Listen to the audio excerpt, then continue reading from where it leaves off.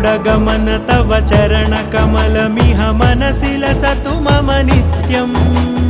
गरुडगमन तव चरणकमलमिह मनसि लसतु मम नित्यम्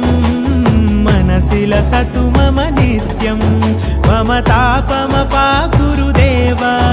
मम पापमपाकुरु देव मम तापमपाकुरु देव मम पापमपाकुरु देव